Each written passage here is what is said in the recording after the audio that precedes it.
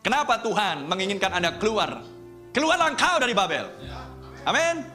Keluarlah engkau dari Babel, supaya Anda menerima pendamaianmu. Amin. Saya baca dari ayat 29, Yohanes 1.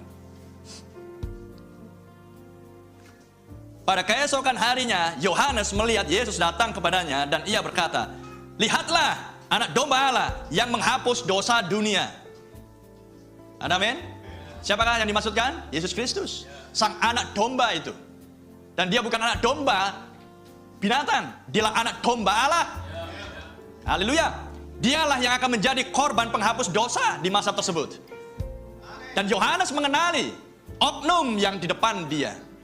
Mata keduanya saling bertatapan. Dan Yohanes memandang dan Yohanes tahu bahwa inilah anak domba Allah yang menghapus dosa dunia. Amin. Yohanes mengenali itu. Dan pelayanan Yohanes di akhir zaman terulang lagi dengan pelayanan Brother Branham. Malaikat yang ketujuh, utusan itu berkata, "Lihatlah anak domba Allah yang menghapus dosa dunia." Bukan lihatlah metodisku, lihatlah baptisku, lihatlah pentakostaku. Tetapi adalah lihatlah firman anak Allah itu, anak domba Allah yang menghapus dosa dunia. Amin. Inilah pesan malaikat yang ketujuh. Inilah pesan yang keluar dari mulut Brother Branham. Apa yang diucapkan oleh Yohanes Pembaptis di zaman kedatangan Tuhan yang pertama terulang kembali di akhir zaman. Sehingga Anda membaca Yohanes 1 ayat 29 bukanlah sejarah saja, tapi sejarah diangkat menjadi hari ini. Amin. Dan pelayanan Brother Branham sudah berlalu. Tetapi pelayanan itu bersuara dan berteriak dengan perkataan yang sama. Malaikat yang ketujuh utusan berkata, "Lihatlah anak domba Allah yang menghapus dosa dunia." Oh, brother. Bagi gerejawi hal ini berlebihan.